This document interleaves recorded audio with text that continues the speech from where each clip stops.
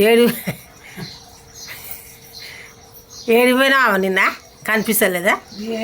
కొలపిడి ఊకపోయినరా అమ్మ ఆసన కొట్టింది, తలకాయలు వచ్చింది. ఏడా ఆడు 300 ఇస్తా అంటే 300 ఆడి పని చూసి నేను చెప్తా అనుకొని పోయినా. పోతే ఊకి ఊకి ఊకి ఊకి జబ్బలన్నీ వచ్చినాయి, దుమ్మంతా చెరదీసి ఊకినాము. దెబ్బేమో అది ముసలిది నా మనవందాన్నేమో అది ఊకుతుంది, మనవందాన్ని అది ఊకుతుంది. అమ్మో నేను దబ్బుకుని వస్తుంది. నేను గుత్తదారిని, నేను గుత్తలు పెట్టిన దాన్ని. నన్ను ముసిముసి రేగాయలు అమ్మిండాడు. 350 ఇస్తాను అంటుండు పొద్దువంగా. ఇంకొంతోడు చెప్పిస్తుండు. నాకు 300 100, నాకు 700 800 ఇవ్వాలన్నా. అంటే 350 ఇస్తలే అంటుండు.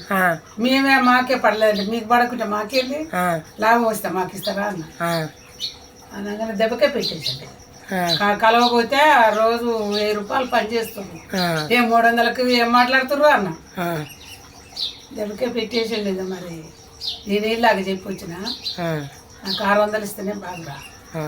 నేను నా ఒళ్ళు వచ్చింది, బోధి లేదు, 600 ఆసన లేస్తుంటుంది కోలపీడు. 600 ఇస్తేనే బాగుండదు. ఏ ఊరికి పోయినా మరి? గుండ్లపల్లి నుంచి ఏ ఊరికి పోయినా? జొన్నగడ్డల గూడ అన్నమాట. ఎక్కడమ్మా? ఏమో ఎన్నట్టు చూడలే నేను. జొన్నగడ్డల కూడా ఊళ్ళెక్క పోయినా మరి? ఊరు అవతలకి, ఇంకా ఊరు అవతలే ఉంటాయి కోల చెట్లు, పెద్ద చెట్లు రాగి. ఈ నుంచి మన ఆమెక సుజాత చూడు పెద్ద 2 వీకినాం.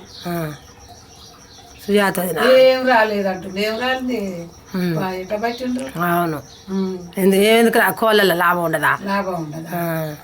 లంగ చేత మళ్ళీ ఎంత పడుతుండు, లాభం లేనిది. అవును, నల్లి ఉన్నట్టే ఉంటాడు. అలా అలా కూడా అంతే.